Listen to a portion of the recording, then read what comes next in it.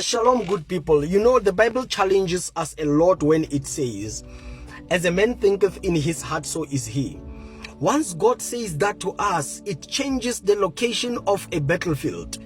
Now it shows you that the battlefield is not a place where you go to. A battlefield is not people that you meet. A battlefield is not at a certain location, but a battlefield is in your mind. Most of us as people, we were defeated by certain things that were weak. Not because we could not handle those things, but we were defeated because we did not know that the fight takes place in the mind. If you win in the mind, you have won the battle. I want to repeat this. The battlefield is in your mind.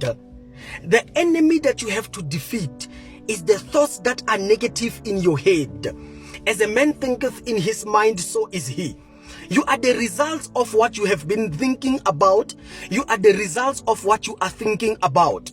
Many of us are trying to fight the life that we are in, trying to fight it with our body. No, sir. No, ma'am. It is not with the body that you will win, but it is with your mind. It is the mindset, how you have set your mind. Your mind will actually encourage you to have certain interests. It is your mind that will allow the pressure of the society to come on you. It is your mind that will push you to the pressure of peer pressure. It is the mind that will allow you to see yourself as smaller than those people that you are accompanying yourself with. It is your mind that will make you a small person, and it is your mind that will make you a big person.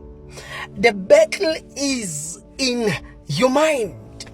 Your mind is an entity that has life on itself.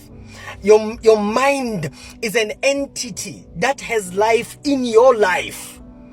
So should you influence your mind well, then it is much more easier for you to produce results that are excellent. Why am I saying this? I am trying to encourage someone. I don't care if they have said that thing, it's an addiction. I don't care if they have said to you it's a trait. Even if they have named it a character, something that you cannot get rid of, I want to tell you, they lied. As a man thinketh in his mind, so is he. A man is a result of the thoughts that he thinks. Should you think of yourself different, should you formulate a picture in your mind of a different character, a different person, and a different version of who you are, then you have won 80% of your mind. It is not what you do with your body. It is not how you speak. It is not where you go. It is not the connection of other people. It is your mind. If you have won in your mind, you have won your battles. Listen. As a man thinketh in his heart, so is he, says the word of God. Hallelujah. Shalom.